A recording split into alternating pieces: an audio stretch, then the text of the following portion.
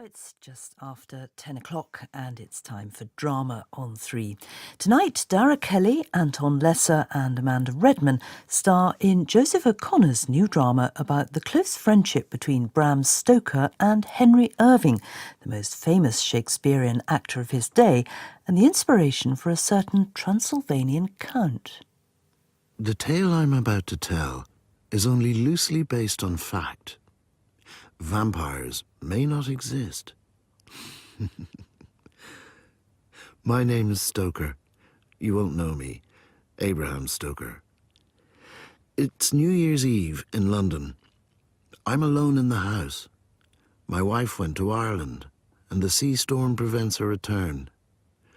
The century is dying, and somehow he feels close. All I have to say of him, I can tell in one night. Come with me, if you will, to a playhouse in Dublin. It was 1876. I was still in my 20s, writing reviews of the theatre and never getting paid. There he was, in heavy makeup, on stage, in full flow, rivulets of sweat on his face as he prowled. Ladies and gentlemen, Henry Irving. 'Tis now the very witching time of night, when churchyards yawn and hell itself breathes out contagion to this world. Now could I drink hot blood and do such bitter business as the day would quake to look on. I waited in the rain, amid throngs of admirers. I see him still, being hurried from the stage door like a boxer from the ring. I hastened to the night editor's office.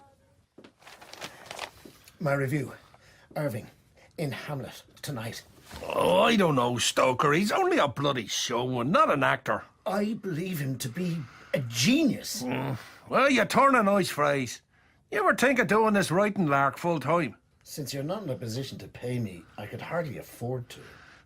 The Queen pays you better, I grant you that. But slaving all day with a lot of clerks in Dublin Castle. Hardly the stuff of dreams, my boy. And perhaps the editor was right.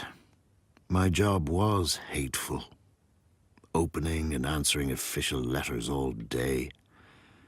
But that morning came an invitation that changed my life. Addressed to Stoker, drama critic, personal. The hotel corridor was gloomy. I came to a door. From somewhere, the sound of a woman's low laugh. Only then did I notice the door was slightly ajar. Heart thundering, I opened it, but remained in the doorway. Without looking, he spoke to me. Come closer.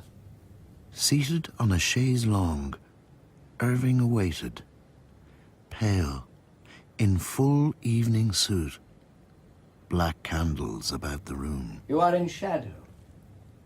Sir? My eyesight is poor. And he rose, took a candle, raised the flame towards my face. Mr. Stoker, I believe. The wizard of kind words. I have taken the liberty of bringing you some of my ghost stories. They've been published in little magazines. Tales of the imagination. A theatre critic with imagination? You don't find that gets in the way? Like a pianist, having 3 hands and not knowing what to do with any of them. I cannot invite you in. Old superstition among my sect. You must choose to step into the scene or to remain in the wings. Come now, I don't bite. Next evening, I had an appointment to see my fiancée, Florence. We walked the zoological gardens. He what? He asked me to come to London. On holiday, do you mean? As his secretary. At his new playhouse. It's to be called the Lyceum. It's the most wonderful endeavour. He means to make theatre respectable. At last. But I... You hardly know the man. I feel I've known him all my life. After meeting him once, so briefly. When I see him on the stage, I somehow feel I know him. Everyone does, Florence. It's his greatness. I think you're in love with him. It's hard to explain. You have a life here in Dublin. A steady job, a position, everything laid out before you. Why would you go away? London is my dream. I feel the chance won't come again. I had hoped, in a while, that we might be married. And not long after our marriage, we travelled to London, happy enough. March 1878. We arrived at the theatre, to a scene of utter chaos.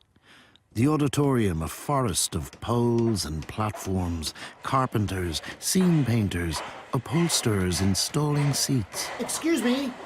I say, my name is Stoker, from Dublin.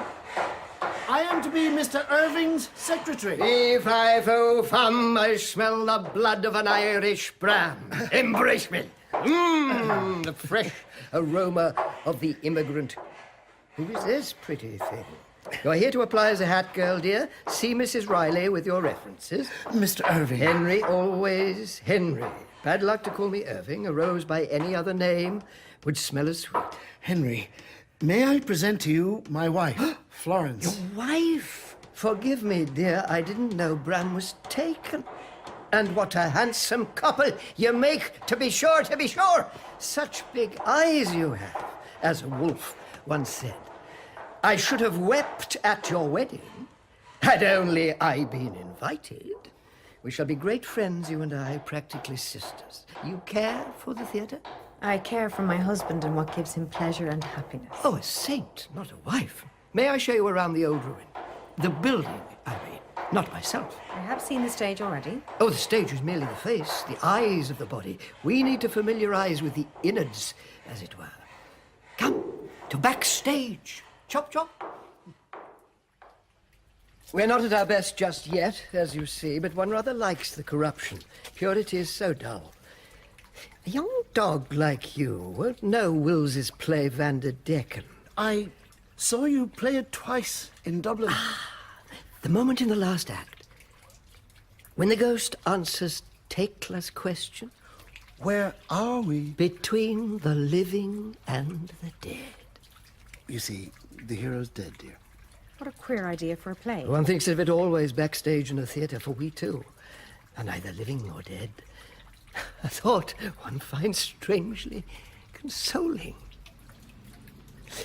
Offices up the stairs, dressing rooms to the left, paint room, prop room, gas room, carpentry. It's a delicious old maze, but you'll soon work it out. A manager must know his theatre. I rather hoped you'd accept the position. I couldn't manage a theatre, Then let it manage you. but I've absolutely no experience of anything like that. You fear new experiences. And how can you be a writer? Mr. Irving, that door at the end of the corridor, where does it lead? Best not to use it, dear. They say it's haunted. By who? By a pretty little Irish girl who asked too many questions. Come in here instead. After you. Isn't it wonderful? The rottenness. I call it my lair. This, my dears, is the beefsteak room. Where in the old days the beauties of society London were, what is the word? Entertained. It's a little shabby. Do you feel them? Be still. They're always here, I sense them. If these walls could talk, eh? Such seductions, such debauches. Many a virgin was ruined in this room.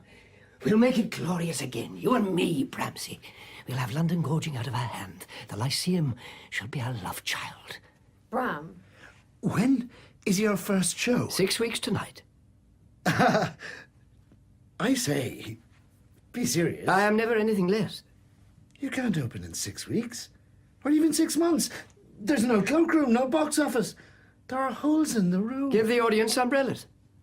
But I know nothing about the place. How many seats do you have? Oh, how should I know? You disappoint me, Bram. Such littleness in a big bear like yourself. I need to study the company's principal assets and capital. You're looking at it.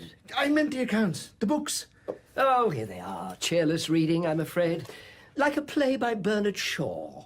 The keys of the safe. Your office is behind the stage. But a theatre this size would require 150 employees. We'd need to discuss... I go. Look how I go. Swifter than arrow from the Tartar's bow. Farewell.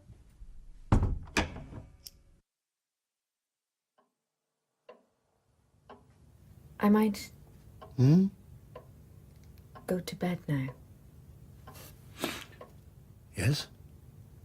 I thought. These accounts are horrendous. I've never seen the like. He appears to have borrowed from one bank in order to pay the rent and borrowed from 3 more using the loan as collateral. And the costumes, the carpentry, the upholsterers, the curtains. Come to bed, Bram. In a while. But Bram, my love. Be patient with me, Florence. Run along. Enjoy your rest. Yes. Poor, dear Florence. Instead of counting my blessings, I counted seats.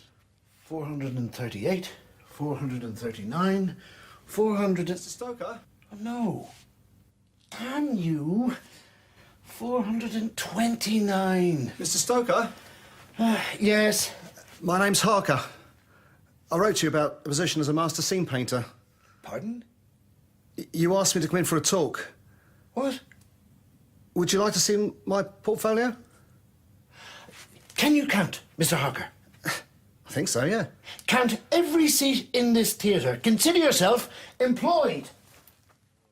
Mr. Stoker, Mr. Irving says I'm to speak to you about the costumes. I was here first. We have no violinists. And the windows in the dressing rooms is broken. The witch of lights. One at a time. Let us not be unruly. If you have a grievance, please approach me one by one and let me know of it calmly. Nothing can be accomplished if we shout one another down. Here is my hat! You will put it on your head. Only the person hatted has permission to speak. All other members of the company will listen in respectful silence. Now, let us go to rehearsal.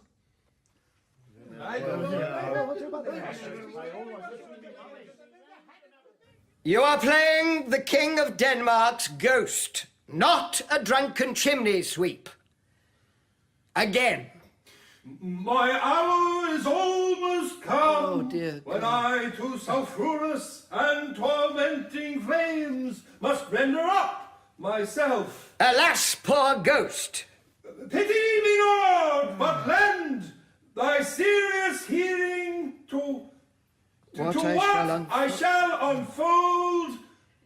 I shall unfold. Well, unfold, for the love of God. What are you waiting for, a bloody telegram? Mr. Irving, sir, I am sorry. If I could have a short break. 5 minutes, you donkey. Go and have a feed of oats. Come back here without knowing your lines, and I will slice out your heart. Go. A word. About what? Your wife has written to say her family would like to have tickets. Give them. I notice she's called Florence, like my own wife. What of it? Nothing, of course. Merely a coincidence. We are estranged, if you wondered. Was there anything else? We need more carpenters. Then hire them. We don't have the ready funds. Must you bother me always with such petty vulgarities? Can't you see I'm busy here? Must you all drain me dry? But We open in a week and the scenery isn't even painted. Am I required to do everything myself? a word of encouragement to Harker and the men would go across well. I pay their wages, don't I? I ain't their mother, dear. They may suck somewhere else for their milk. If you could have seen us. The chaos, the sweat. We opened with Hamlet. Nothing, if not ambitious. 10 minutes before we opened, we were still sewing costumes. And I, too, found myself in a role. Sergeant Major Stoker. Ridiculous. Stalls left. Ready, Mr. Stoker, sir. Stalls right. Ready. Ground circle. Ready, sir. Upper circle. Ready, Mr. Stoker. Boxes left. Aye, sir. Boxes right. Yes, Mr. Stoker. 7:30, gentlemen. Curtain in 32 minutes precisely. Thank you. You may open the doors. Sir, the governor asked if you could come to his dressing room immediately. Henry? You're pale. What's the matter? We're not ready. Call it off. The house is full to the gunwales. They love you. Can you hear them? Give them back their money. You can say I'm unwell. Please, don't mention my weakness to the company, that's all. Couldn't bear them knowing their governor is a coward. But what is there to fear? You can trust me. You won't mock me if I say. How on earth would I mock you? You know my eyesight is bad. Well, it's worse than I said. I can barely see my reflection if I look in the glass. But why does it matter? On the stage, I look out and see the darkness. Only that. It's been with me since childhood, afraid of the monsters. Henry. As a boy, I used to stammer. The masters would beat me, sometimes. Irrational thing. I think they're waiting in the darkness, willing me to fail, so everyone will forget me. Jumped up little salesman's son that'll never amount to anything. That's what my demons say. We all have our demons. No, you don't seem to have any. My father and mother left me when I needed them most. Emigrated to Europe. I was alone as a boy. I don't have your courage. I've no courage at all. I'm a dull clerk from Dublin. Nothing more. No, you have a core in your heart. You know what I have in mine? Nothing. How can you say it? Nights I have sailed, Bram. Into myself. Through storms you couldn't imagine. Evil apparitions. If you could see the thoughts in my head, you would murder me out of pity. Go out to the stage. Fight back the demons. If the fears come, stand up. Say the lines just to me. No, I can't. Look over in my direction and only say the words. Screw your courage to the sticking place. It's your destiny. It's waiting. The men and women working yonder, they've given all they have. Do you love me? Then give me your arm and stay a moment. I'll speak a word with my angel. Your angel? The most beautiful of all. The god of the artist. Erubescat sonatus. Erubescant ordines omnes. Ipsa illae pudoris sui interem trisis. Digestibus suis ad lucem et populum. Expavescente semel anno erubescant.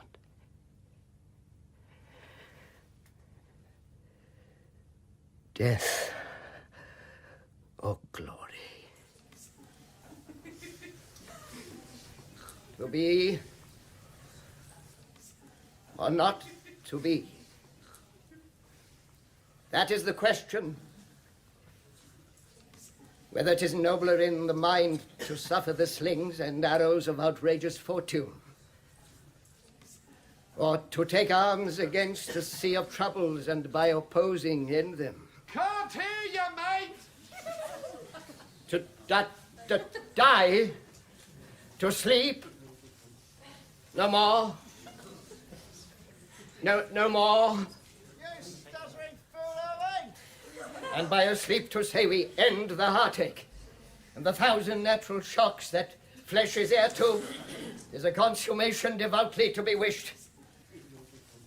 To die, to sleep perchance, to dream, aye, there's the rub, for in that sleep of death,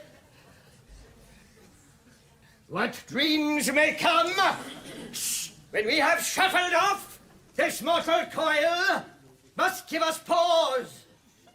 There's the respect that makes calamity of so long life. For who would bear the whips and scorns of time, the oppressor's wrong, the proud man's contumely, the pangs of disprized love, the law's delay, the insolence of office and the spurns that patient merit of the unworthy takes, when he himself might his quietus make with a bare button? Who would fardels bear to grunt and sweat under a weary life, but that the dread of something after death, the undiscovered country from whose bourne no traveller returns, puzzles the will, and makes us rather bear those ills we have than fly to others that we know not of. Thus, conscience does make cowards of us all.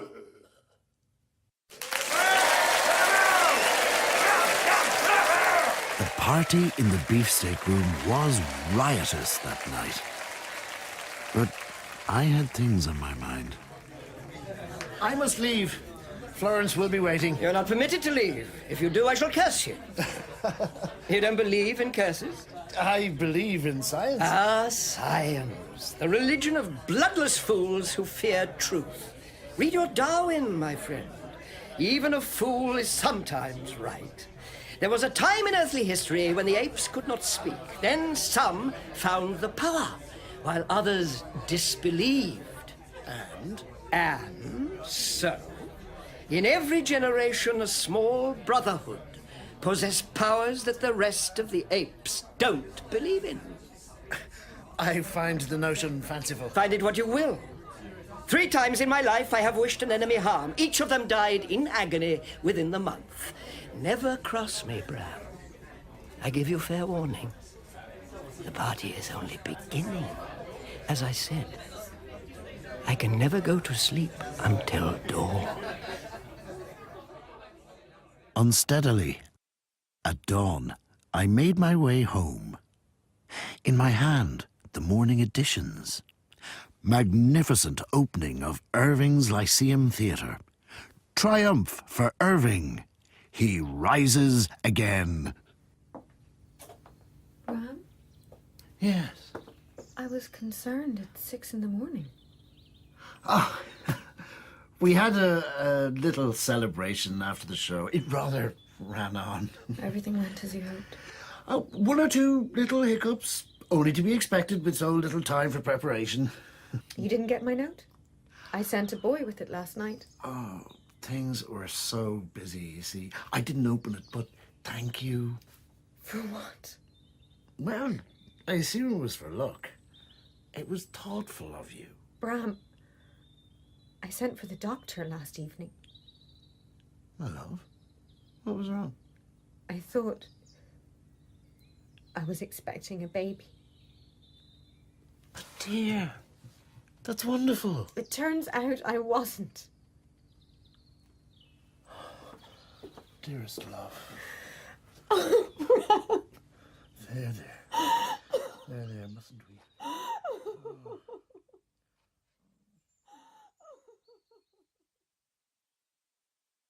It was almost noon when I came back to the theatre. It was locked and shuttered. I opened the chains and went inside. I say, who is that on the stage? Henry? Is that you? Did you see him? Who?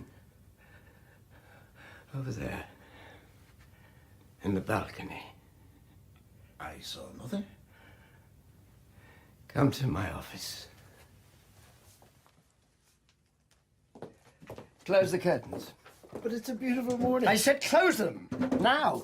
You deaf as well as ignorant, you lumbering bloody oaf, obey me.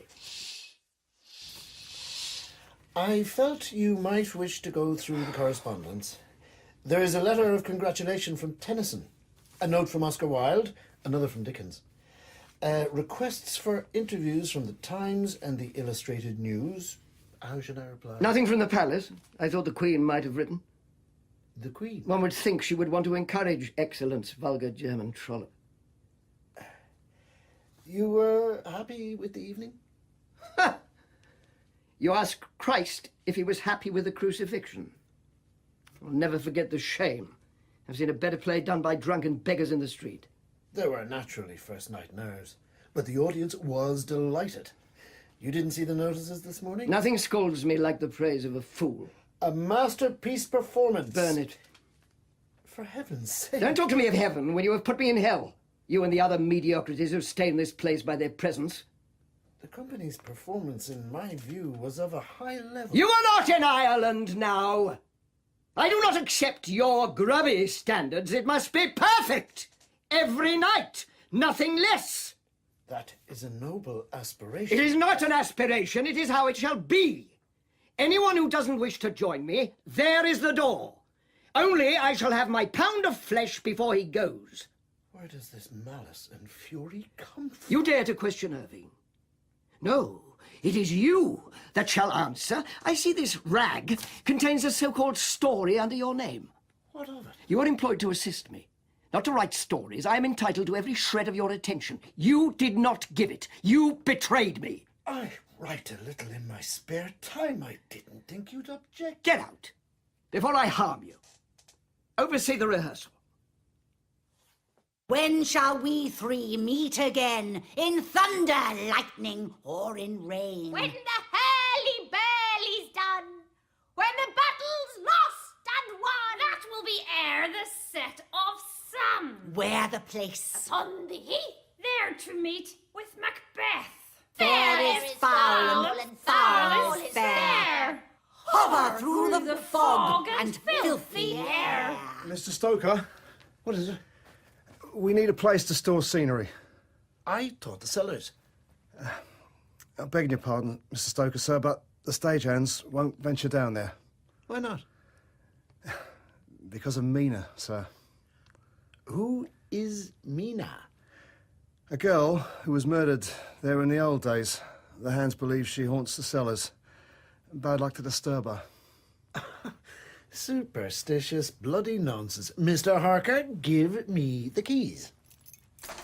A rickety descending staircase. I felt I was being watched as I wandered those dark cellars. By candlelight, strange music from the stage far above me. I felt safe in the underground world. The drip of ancient pipes, the clank of my keys, my breath turning to steam, a room flooded with stagnant water, an overturned armchair gnawed by a rat, a gown hanging in a doorway, boxes of wigs, the tinkle of rusted bells, the eerie frame of a broken harp. In an alcove, 3 coffins. He is young and strong. There are kisses for us all. Back to your own place. It is not yet time. This man belongs to me. Your doom will not come unless you desire it. Bram, wake up. Where am I? In your office. What? Be calm. Oh, dearest God, what a dream. How long was I asleep? A guilty conscience, my Irish friend. Huh? It makes a coward of us all.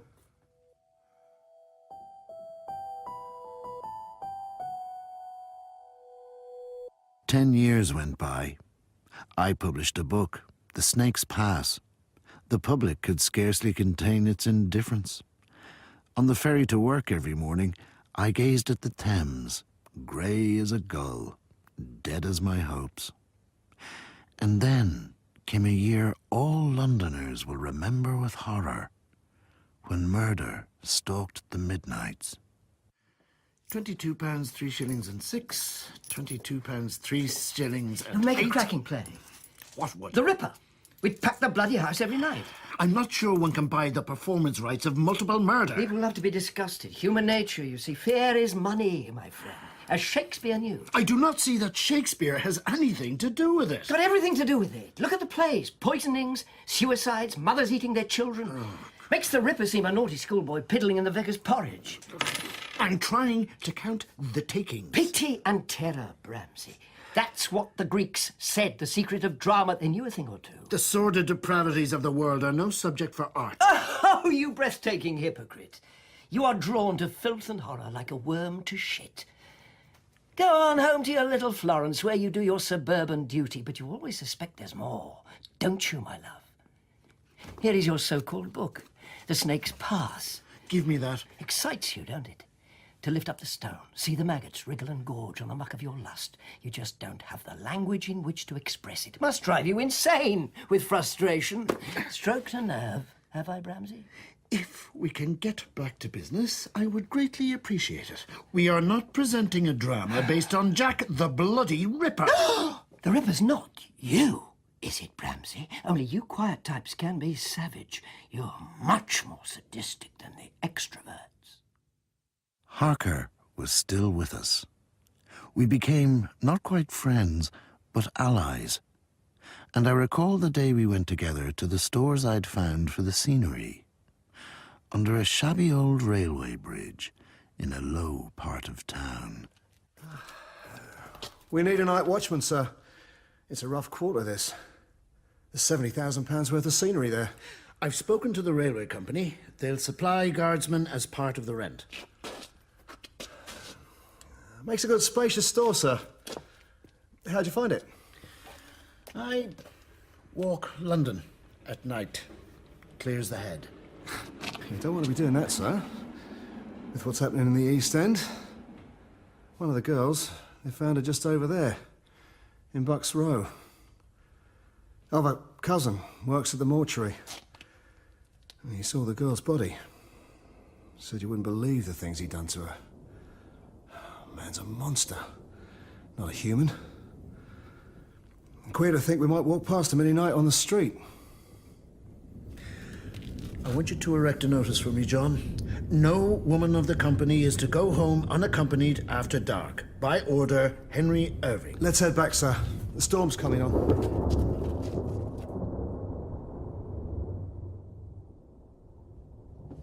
Bram, may I present to you the salvation of the world?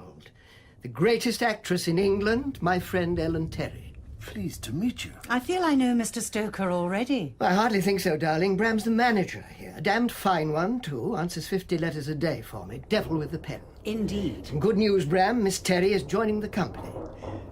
You didn't tell me that. The sun rose this morning and will be setting tonight. Perhaps I didn't tell you that either. I feel I am interrupting a marital spat. Not at all. We just do it to warm ourselves up. Nevertheless, I must go. A great pleasure, Mr. Stoker. Oh, your new novel is in stock at Hatchard's, by the way. I said I'd spank the manager if it weren't. Adieu, sweet prince.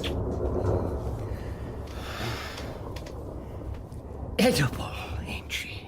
She is the highest paid actress in England. How are we to afford her wages? We are already in dangerous debt. You could always sell your body by the pound, not the hour, only you're getting a little chubby. Wifey feeding you up? Levity will not run this A theatre. little of it might help.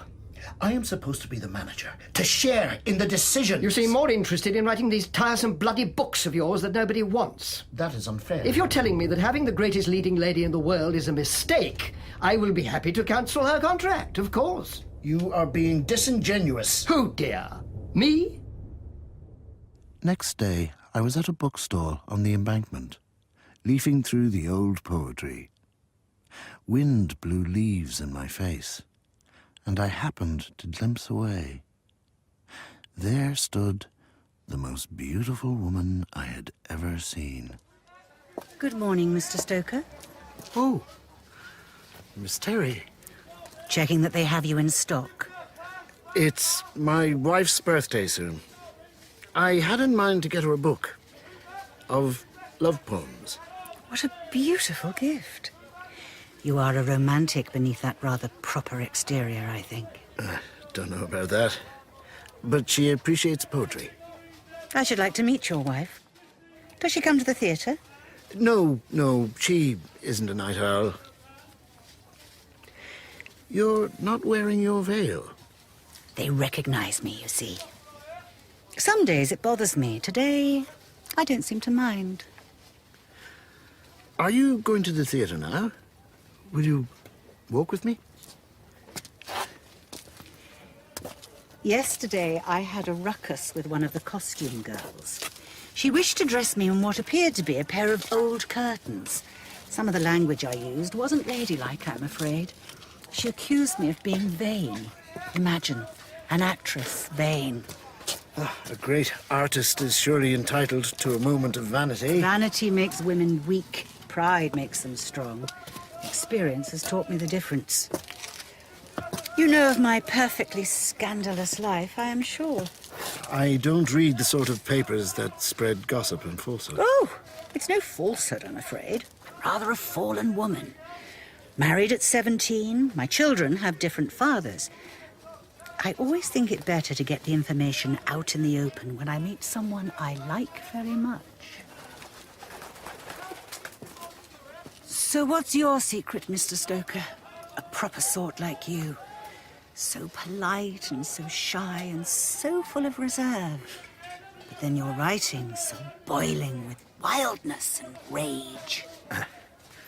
Well, I was often sick as a boy. Till I was 7 years old, I never knew what it was to stand upright. My mother used to tell me stories, the old Irish folk tales. I found it thrilling to be frightened in safety. Some of your work has kept me awake all night. Me too. I suppose you studied literature at the university in Dublin. Oh, mathematics and science. For me, it was theatre that opened the door. To literature, I mean. Then it somehow never closed. I think you are in love. Oh, perhaps. It's a little unrequited. How so? Oh, I had hoped when I was younger that writing would be my gift, that I might have success with it. But many are called, few are chosen. You are working on something new? An idea's churning around. Came to me a while ago. Probably nothing. May I ask your theme? It's a story of a monstrous aristocrat in league with the devil. An evil man of ferocious arrogance. He sucks people dry. Wonder where you found the inspiration for that. You blush when you speak of your work. Like a lover about his girl. To tell a story to another. To touch another person. Someone you never met. That hope, it moves me. And words themselves are so beautiful. Just to play with them, like music.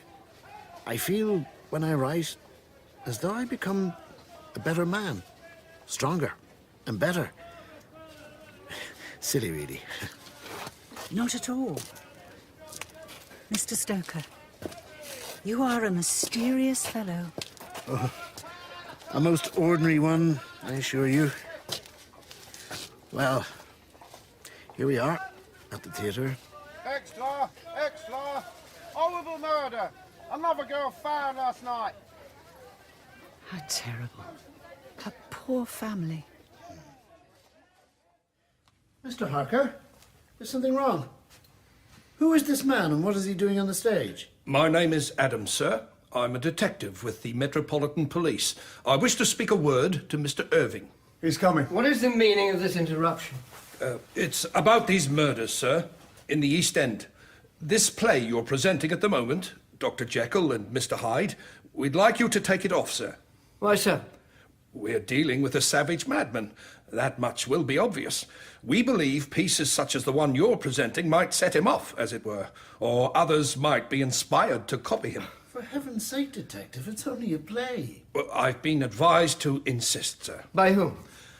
I'm not at liberty to say. The police do not close theatres in a free society. I'll thank you not to take that tone, Mr. Irving. I am not one of your minions to be bullied. Dare you speak to Henry Irving like this? This theatre is its own kingdom, and I am its ruler. Here is a file, sir, on your private life. Certain late-night companions. Shame it were to fall into the hands of the curious. The decision is yours. We can do Othello tonight. I know Desdemona back to front. Over my dead body. Thank you, Detective. The Lyceum is happy to comply with your request. I'll not play the part. I warn you, I won't. Do shut up. Get rehearsing Othello.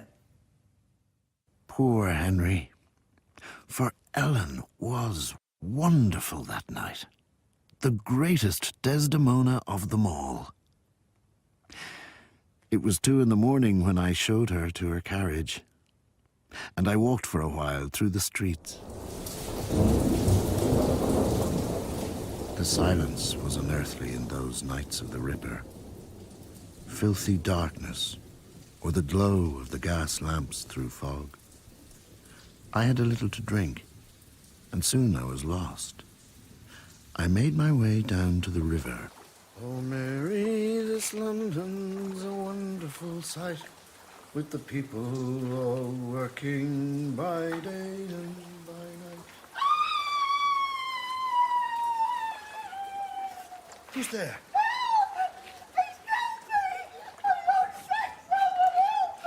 Miss, just a moment. Help is coming. Just a moment. I am coming. Hello, Marjorie. Oh, Jack. His hands about my throat.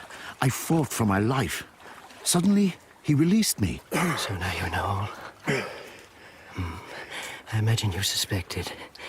It's the evil in me, isn't it? That drew you like a flame. I can't help myself, Bram. I need to spill their blood to think of all London talking about me. It was too much to resist. Every killer is a performer. My greatest role.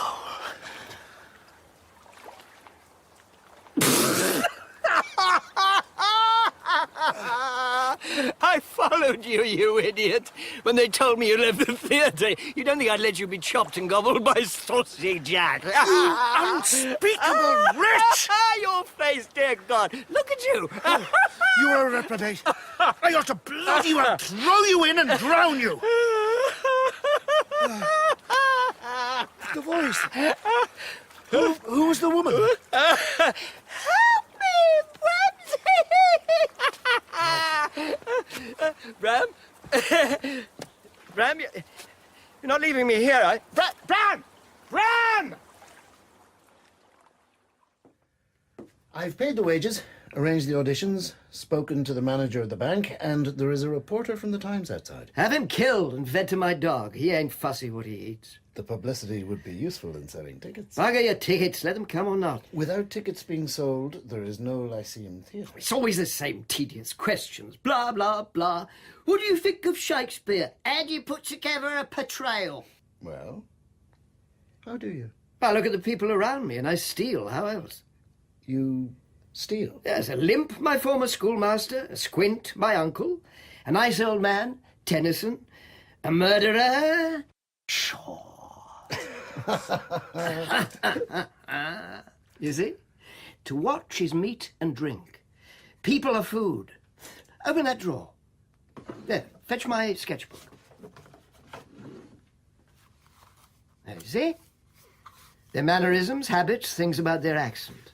How a character walks and holds himself is as important as his words.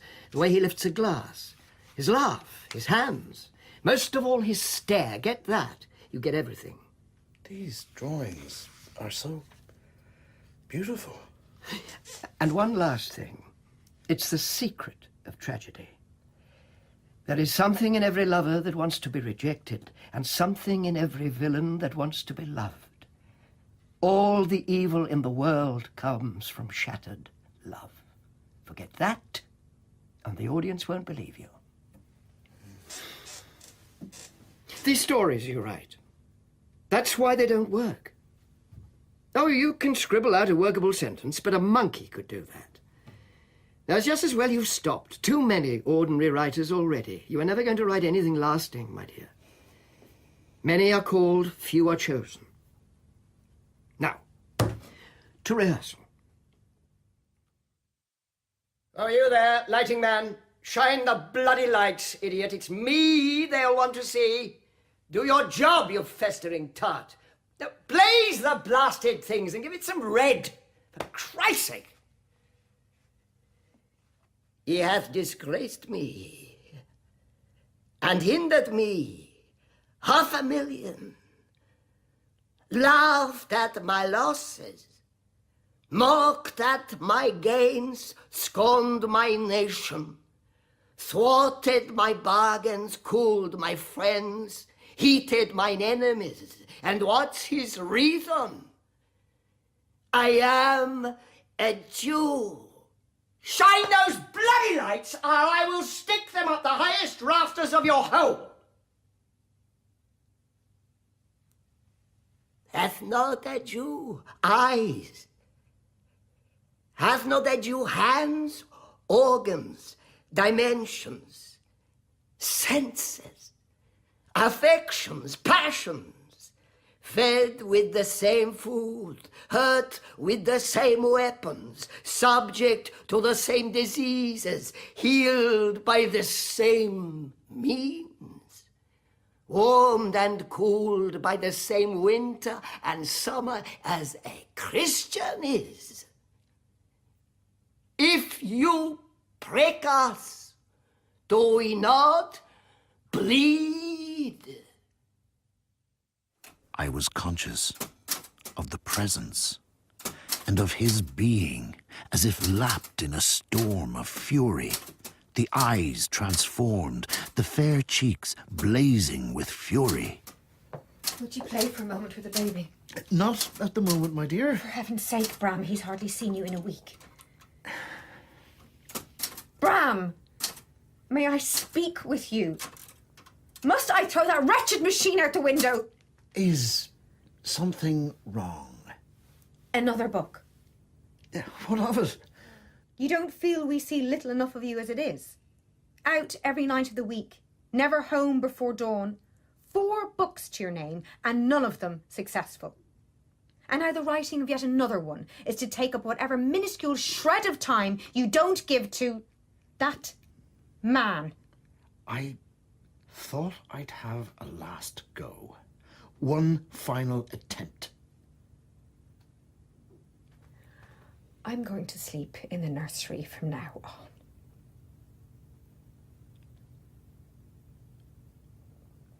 You don't mind? Of course. If you wish. What brought this on? Wakes me up when you come home from the theatre at dawn, and then you seem so restless. I thought it would be more convenient. Please, don't be angry with me. I'm not angry. A little afraid. Of what? Where do you go, Bram? When you remain out all night? I've told you. There are often people to entertain at the theatre, and then I write for a while. Seems to soothe me down. And then my head is so full, I need to walk for a while. Where do you walk? About London. I've heard it said that Irving and his wife have not lived together in some years. Why is that? How on earth should I know? I never had the effrontery to ask. You know what they're saying about Oscar Wilde? What has that to do with anything? That he goes about with boys. That he flaunts what he is. A flamboyant man attracts rumours, but... Don't humiliate me, Bram. That's all I ask. I'm not that sort of man, as you must surely know. All I know is that there's a hidden part of you. I used to think you would reveal it, that we might live there together. But now I know we won't. What balls you talk, Bram. It can be done, I assure you. Electricity on the stage? You are living in a dream world. Isn't that what we're supposed to be doing? There is electricity at the Lyceum already. It is called Henry Irving. Sweet Christ, the third person, such self-effacing modesty. Modesty is for virgins, dear. You should give it a try. If we don't patent this effect, someone else will use it, mark my words. Let them. I need no gimmick. I'm told Shaw is very interested. How does it work? It's a system of batteries and metal plates held in the hand. If you study this sketch I've made, you'll see what I mean. Balls to your bloody sketches. Show me. Pick up your sword. If you're wasting my time, I'll run you through. Touch mine. Bloody Fenian Irish madman! You tried to kill me. Do it again. Touch my sword. Oh! You genius, Bramsey, I hate you. Run in through the heart, Bram. If you can find one, that is. Carry on, Bramsey. It's only a play. Oh, Wilde is coming tonight. Unspeakable Irish bastard. Make sure he's invited to the beefsteak after the performance and suck his tits a bit, yes? Otherwise he'll put the curse of the fairies on us, Pegara.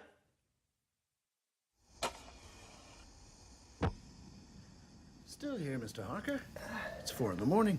It's a ghost light, sir. Old tradition. You always leave one light burning when it's time to go home, so the ghosts can perform their own plays. Would you rather I put it out, sir? No. Leave it, Mr. Harker. We all need the ghosts on our side.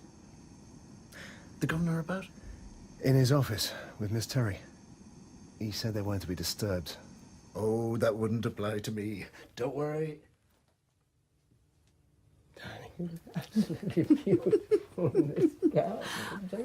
I say, you two, let's... excuse me for interrupting. We were rehearsing a scene. Bram?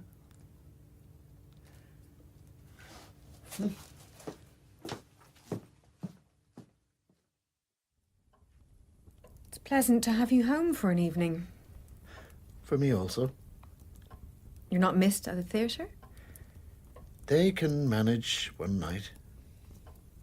Is something wrong, Bram? You seem preoccupied of late. Nothing at all. I saw your book this afternoon in Hatchard's on Piccadilly. The man said they'd sold 4 copies. I hope you don't mind. I read some of your manuscript. The vampire story.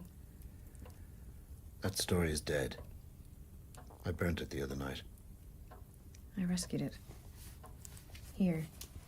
Poor thing. A little scorched around the edges. There was something I wanted to say to you, Florence. I sometimes feel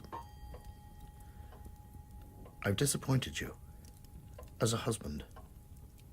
As a friend. That I haven't been attentive. Because of work and so on. And I wanted to say, I am sorry. And will try to do better.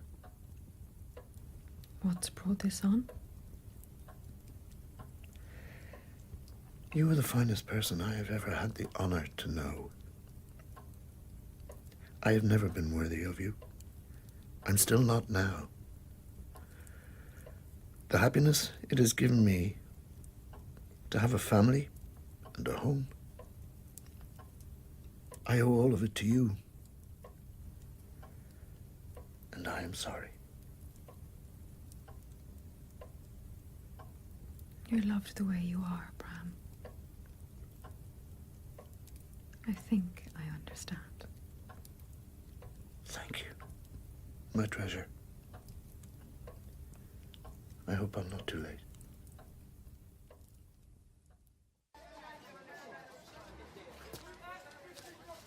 I've not seen you in a while.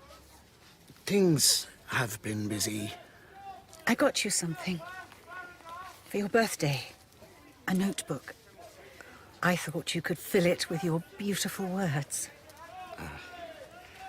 I'm not a true writer. It was only a delusion, a vanity. One day you will write a story that will stop the world on its track. An immortal book, Bram. I know it. I feel it. You were wrong. Now I must return to work. If I gave you the impression we could be more than a friendship, I am sorry. I didn't mean to do it. I was so fond of you, I slipped. It would be very wrong of me to give in to the feelings you describe. I'm a married man, Ellen, with responsibilities. Do you think I don't know? If you weren't, dearest Bram, then you know what I would feel. So is he, by the way. Married, I mean. He doesn't live with his wife. He hasn't for years. Bram, I am married too, as I think you know. Unhappily, yes, but it doesn't excuse me. I don't have your nobility. I wish I had. The heart seems to want what it wants, alas. Alas. Do you hate me? I never could. The special friendship I have with you will outlast everything else. I knew it the moment we met. Oh, my Bram, be my friend. I couldn't bear to lose you. Wretch! You have ruined my makeup. You are lovelier without it. I have something to do. Can you come with me a while? It's good of you to see us, Doctor. The honor is mine, Miss Terry. May I say that you are even more beautiful off stage in daylight? You are flattering. When I proposed to my fiancée, do you know what I said? If Ellen Terry won't have me, perhaps you would. How perfectly charming. There's a reason for your visit here to the asylum. I am to play Ophelia soon. I thought it should be useful to see people who are mad. They've plenty of them here, of every condition. What is Ophelia's, would you say? Interesting question. She may be a sufferer of what is called erotomania, often brought on by shock, though we're not quite sure how. It's the false belief on the patient's part that he or she is sexually desired. Take the patient in this cell, for example. He is what is termed a zoophagous maniac. It means he catches insects and swallows them. Why? Well, he believes they will give him eternal life. It's a common enough delusion. Some would say even religions borrow from it, eating the body, drinking the blood, and so on. The poor soul. Will he ever be released? Alas, his condition has a character that makes it progressive. From eating flies to eating spiders, then birds, even rats. Often fancy he's licking his lips a bit when I pass by his cell, eh, John? The master is coming. I am only his servant. The master will live forever. Might I shake him by the hand? I don't advise that. My master is waiting. He has come from afar. I drink of their blood that so he may live. I wrote those words in my notebook. I do not know why. Poor Renfield, my muse in chains. Nor was he the only soul in a prison. Back at the theatre, we all were. But, Mr. Irving, there is a long-established way of doing the costumes for Macbeth. Don't say that in a theatre, you bloody fool. It's the Scottish play. Don't you know it's bad luck? These costumes have been most successful in the past. The Lyceum is the future. The tartans are all authentic. You may go and toss your caber. This is not a bloody barn dance. Boys, I've had these specimens made up from my own design. I want Iceland and Vikings. This is a play about savagery, not a bloody box of shortbread come to life. Have you even the faintest idea of what those costumes will cost? You're being a clerk. The clerk who runs this theatre. You do not run this theatre. Drill it into your skull. It's the name of Henry Irving over that door every night. My point is that I have the responsibility of balancing the books. If that is not done, there is no theatre at all. We cannot go on with productions of Napoleonic flamboyance. The bank is at our throats every day. You bite the hand that feeds, Bram, and I warn you, I tire. I am merely... Then go! or stay, whichever you will. The lukewarm I shall spit from my mouth. There is no need to speak to me in the manner you do, to degrade me. I think you'd rather like it. You're insane and ridiculous. I pity you, Henry. Then why are you still here? No, don't go. Bram, forgive me. Old love, lately I've been drained. You must stop draining me. Let's give it guns blazing. That's all I meant. Did I tell you my idea? Come on, come. If you give the reporters a word or two, they promise to leave. Ah, gentlemen of the press. You know one's every move, and you hunt in a pack, I see, like rats. Why are you going to Scotland, Mr. Irving? In the coming season, we intend to give London a production of Macbeth. That is a play by a new author you won't have heard of. I am leading the company to the Highlands so that we may look at the landscape.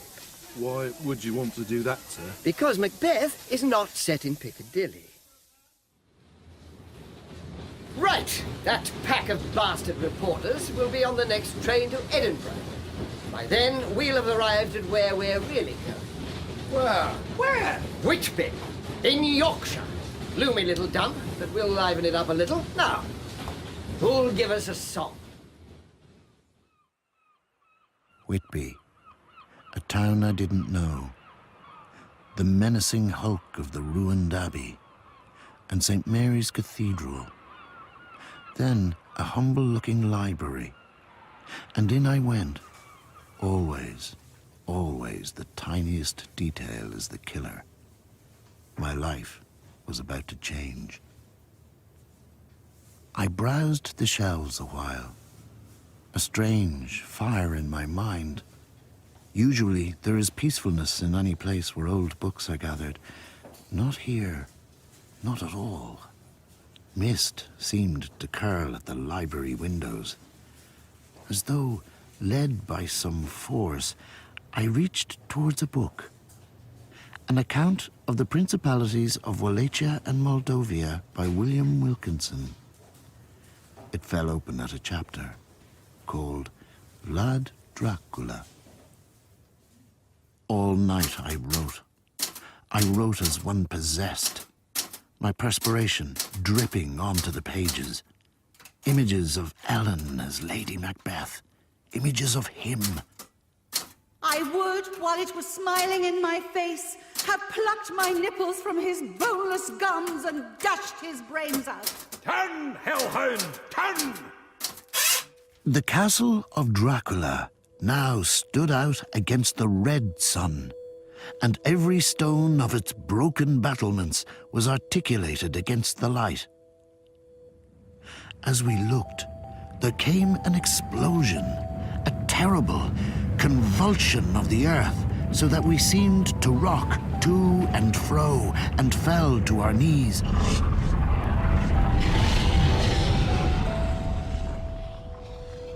Seen the papers this morning? Yes. Oscar Wilde jailed. The poor man. And his family. Have his picture taken down upstairs in the beefsteak. But we can't afford the association. As you wish. Had you a moment to think about the matter I raised with you? What was that? My novel. Christ, not another. What's this effort called? The Undead. The Unread, more like. I've made a play of it, so it can be performed and the copyright protected. Oh, and where did you intend performing this wonderful masterpiece? Well, I cannot allow amateur works by part-timers to be performed at the Lyceum, not a bloody music hall. We have standards. I'm obviously aware of that, since I have striven to help raise them. What's it about? A vampire. How original? I didn't claim it was original. Vampires have been done to death. It includes a strong male lead. Would you read it, perhaps? You expect Sir Henry Irving to play a bogeyman in a pot boiler? As a favour. Use the theatre if you must. Me, you don't use. Surely, as a friend. You are meddling with matters you don't understand. It's unwise of you, Bram. I have warned you. Now go. We pinned a notice to the door of the theatre. Dracula or the Undead, 10:15 a.m., one performance only.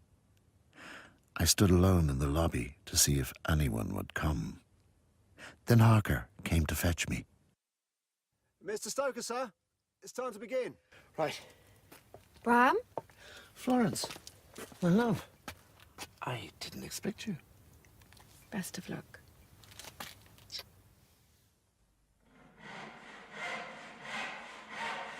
Yes, I am Count Dracula, my curious friend. I never invite a visitor to cross my door. Enter of your will. Lead some of the happiness you bring. The children of the night, what beautiful music they make. Stagehands and carpenters bemusedly watching the scene as the mop women swept the auditorium, ignoring it. An egomaniac who is also a leech, sucking everyone dry. Fiction is a wonderful thing, Bram. Master is coming! I shall catch him the flies! I do only my master's bidding. Backstage, afterwards, I gave out copies of the book. An ugly mustard yellow colour, and its title in lurid red. Dearest friends, many thanks. You have indulged my vanity. Bram? I'm grateful. Henry is in his office and wishes to see you. I don't want to at the moment. I'll come with you. Shut the door. What did you think? Better not to discuss it. Bram would obviously value your judgment. Very well, if you insist. I thought it filth and irremediable rubbish. From first to last. This is what you've learned from your years at the Lyceum? Where Shakespeare was God, where beauty was our aim. You should be ashamed to have ever vomited such trash into the world. That, sir, is what I think. Tell the stagehands to get that set down. Now the pantomime is over. We've a play to perform tonight. How dare you talk to any man like that, let alone your friend and fellow It's a artist? little Irish clerk. That's all he ever was, Ellen. These pretensions to literature are the curse of his countrymen. Every one of them thinks he's a poet, as does every other savage in the world. My theatre is penniless, and he's writing his stupid stories. I wish to Christ I'd never laid eyes on him, if you want to know the truth. He's held me back, that's what. You would be nothing without him. This place would be a ruin. He has given you nothing but service and love all these years, and this is how you reward him. Some are born to serve, that's what they're for. You arrogant pig! How dare you speak of Bram in that way? He is more of a man than you will ever be! Then go to him! God knows, you've not been selected before. Take that, you filthy dog! You're a coward and a bully, and your cruelty is vicious. Enjoy your revenge, Bram. I hope it cures your envy. Bram, ignore him. Sir, come quickly. Fire at the scenery store. My life's work! You have killed my very children! I told you! The curse of the artist always works. Maybe now you'll believe me. You murderer! What are you doing, Bram? Packing my boxes. Will you see him? Nope. Please, Bram. For me. He's had such a dreadful shock. I fear for his sanity. You know what he is like. Headstrong, stubborn, saying things he doesn't mean. He may say them elsewhere. How so? I'm leaving the Lyceum. It's better. For everyone. I intend to return to Dublin. With my wife and our child. That would sentence him to death. He wouldn't last a year. I have failed. Failed. The theatre is almost bankrupt. I begged him not to insist on such flamboyance and expense. Every word I said, he ignored me. Always. Our plays are burnt. We are led by a madman. For this I left my country, Ruined my marriage, my happiness, missed the hours when I should have been with my child at home. Your writing is your country and marriage. Is it no consolation? No, it is no consolation. Forgive him, Bram. I beg you. He needs you so badly. Send one of the stagehands, if you would, Ellen. I'll be in the cellar, clearing my belongings.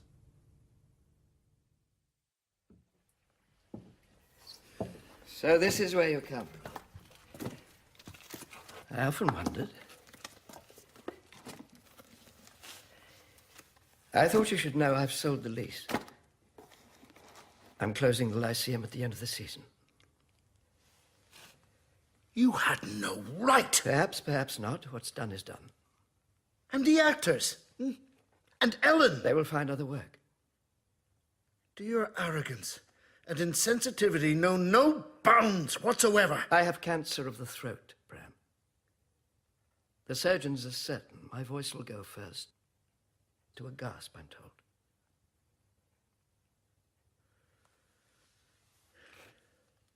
When did you learn of it? A couple of weeks ago. They weren't sure at first.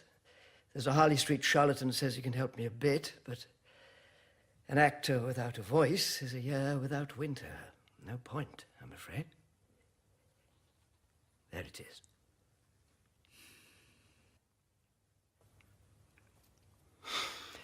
I could live down here with the rats and the spiders. You could find me a coffin to sleep in. So this is where you wrote it, hmm? The boy's own book of vampires. Here. And at home. It will be a tremendous success. I don't think so. I know so. I have seen. When you and I are long gone, your count will still be known.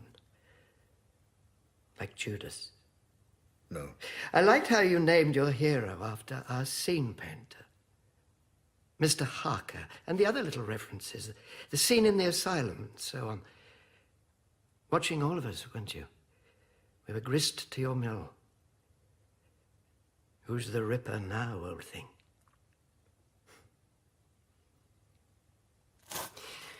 Will you have a little drink with me, for old time's sake? Our gods stand up for bastards. King Lear. The show seems to be over. Let's hide here a while. There are guests to be entertained in the beefsteak room. Can't you imagine the unctuous sympathy? The pity of the English, like a pack of rats giving you a bath before eating you. It isn't fair on Ellen to have to entertain them alone. Ever the gent. Lead on, Macduff. One thing I've learned, Bram. What was that? All things considered, I've had time to think it over. There was no greater Shylock than I. That's what you've learned. Well, what else did you think?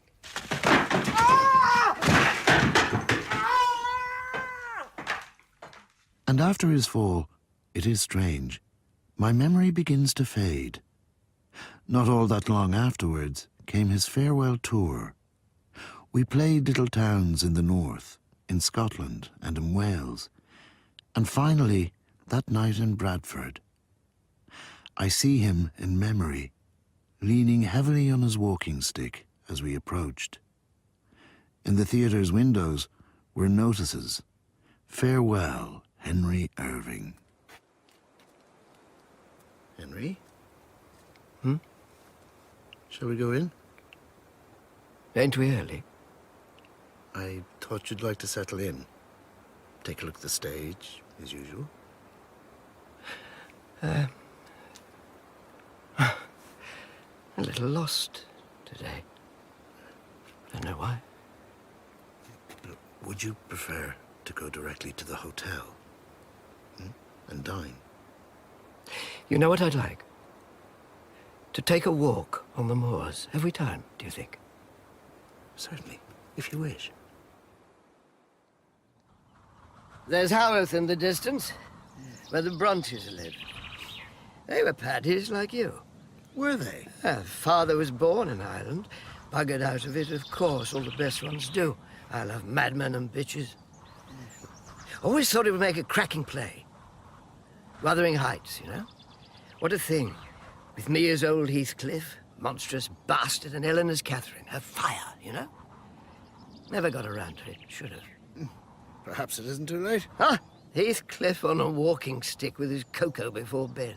Withered grey balls and a nightshirt. It'd be nice if Ellen were here with us. Like old times, eh? Yes. Oh, I've been given so much. I can't complain. But it wasn't given to me to have a happy marriage, nor was it given to Ellen. And I sometimes wonder, Bram, if it was given to you. You're so loyal to your wife that you never discuss it. Well, hardly at all, in 30 years of our friendship, but I do sometimes wonder. I hope you've had happiness. Every marriage looks strange from the outside, no? I suppose.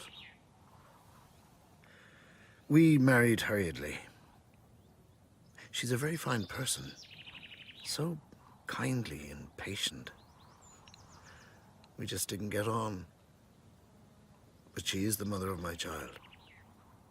I owe her so much. For me, the only family I ever had was at the Lyceum. You, Ellen, all our children when they'd come in. It's funny. It's those hours I remember now, not the performances or the applause. Of course, so much of everyday life is performance.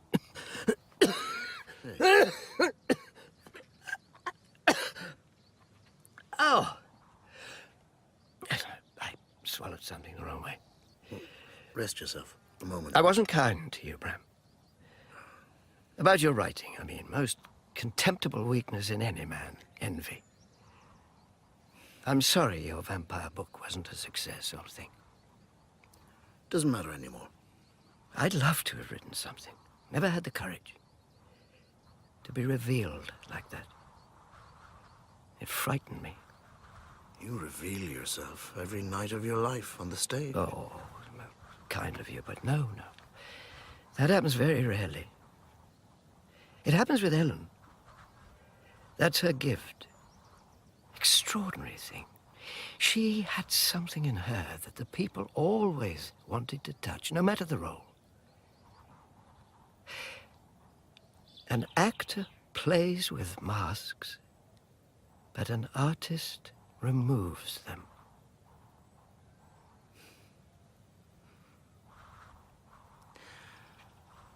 It's getting dark. Let's be off. You can rest an hour before the show. Sit up in bed a moment. Huh? I've a surprise for you. I don't like surprises. You'll make an exception. Who is that? I was playing in Leeds last night. Our friend sent a message that you were here. But soft what light through yonder window breaks. How marvellous to see you, old darling. I can only stay a moment. I'll just go see the manager. Wish I'd known you were coming. Would have cleaned myself up. Well, how have you been, my dearest? Surviving, old pet. Doing one-night stands at my time of life. I'm at the Prince of Wales in Birmingham tomorrow in a dreadful old panto. But it keeps me in bonnets and gin. Let me get out of bed and we'll take a cup of tea. No. Stay there. Well, hop in if you like. Incorrigible devil. I'm rather tempted. You look so well. Oh, my sweetest old minx. You tell such pretty lies. What's this nonsense I hear about you not looking after yourself properly? No. I find it hard to sleep now. That's the curse of it all.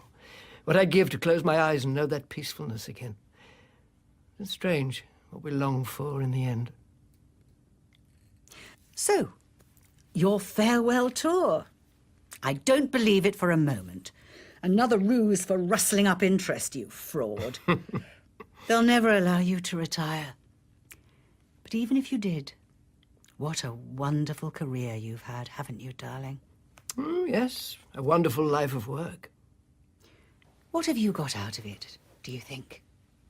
You and I are getting on, as they say. Do you ever think sometimes, as I do, what have you got out of life? A good cigar, a glass of wine, and some merciful friends. And a tiny little slice of immortality, of course. How so? Oh, my dear, you forget. You are talking to the undead.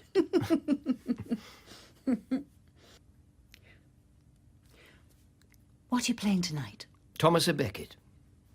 They wanted me to do the bells, but then I rather changed my mind. Stubborn old queen. I like to make 'em dance. Well, then, I'd better go. Yes, you mustn't miss your train. There was always a bloody train to catch. Wasn't there, my love? I believe I've spent more time on trains down the years than I ever did on the stage. Yes. I missed one or two of them. This one, you caught. Get thee to a nunnery. Good night, sweet prince.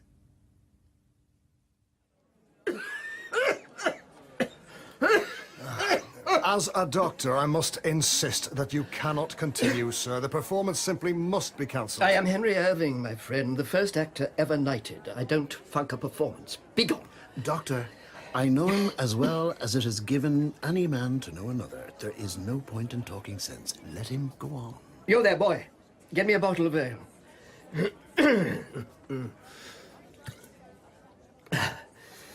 This is the North. The ale makes me sweat. They like to see you sweat for them in the North. Know your lines, boys?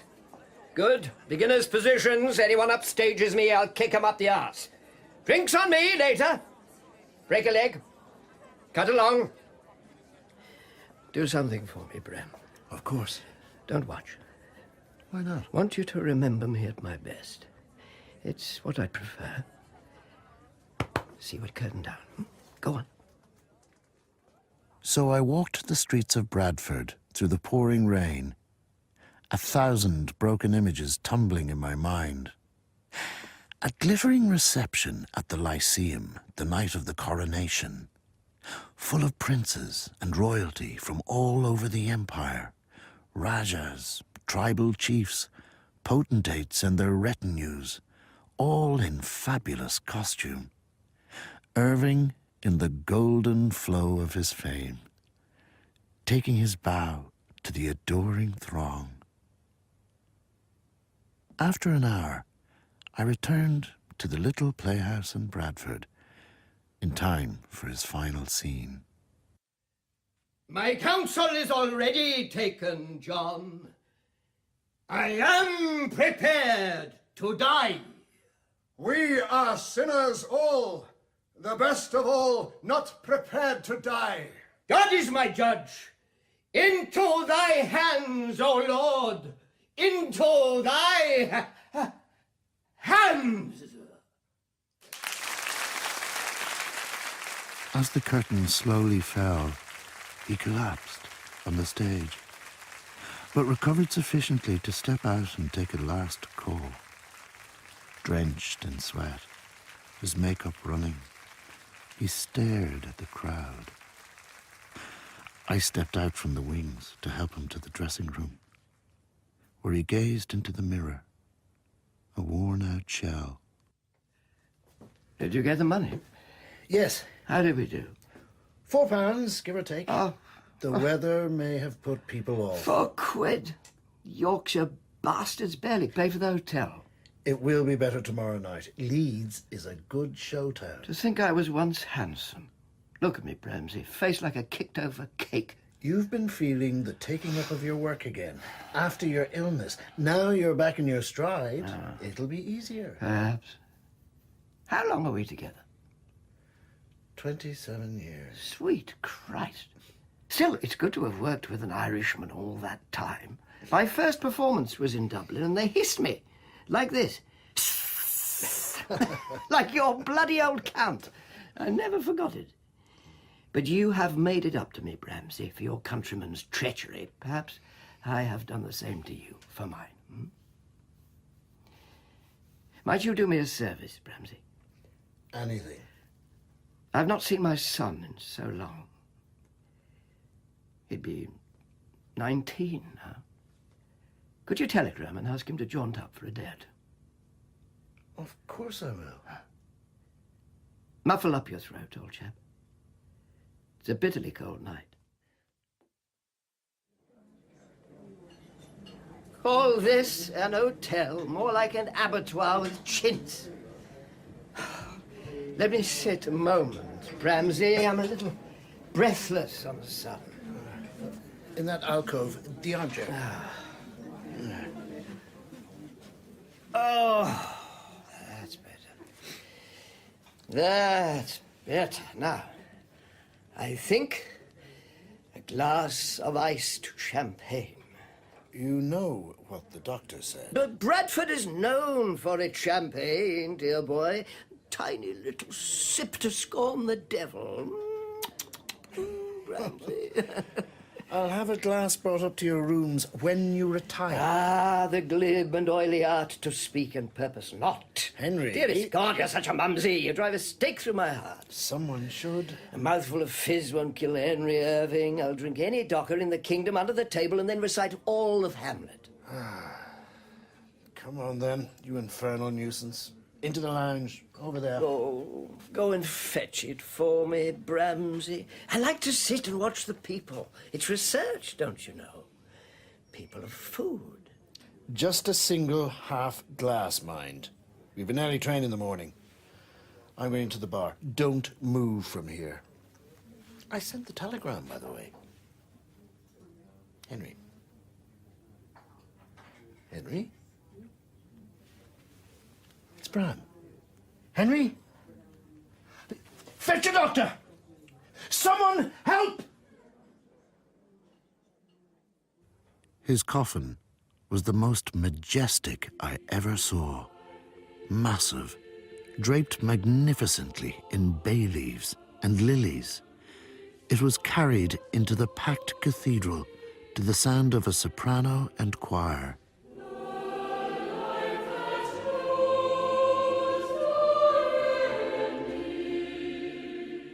Ellen was beside me in the congregation. I remember her taking my hand as the coffin was carried to its place at the foot of Shakespeare's statue. Upstaging to the last.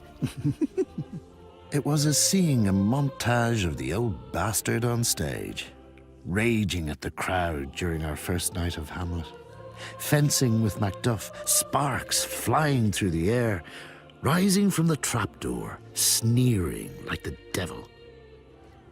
That night, all those years ago, in Dublin, when you visited his room. Yes? What happened, my love, to make you give up so much for him?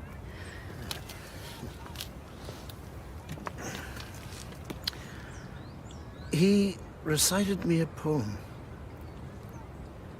It reduced me to tears. And everything changed.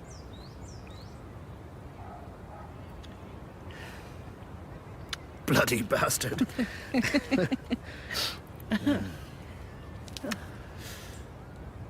You're not wearing your veil today? They don't recognize me anymore. I do. Come along, old thing. The sun is going down. He was the greatest actor who ever lived. And he'll never be forgotten. I wrote a book that disappeared, which nobody will ever remember. Life is strange, but beautiful too. At moments, very beautiful. Stoker.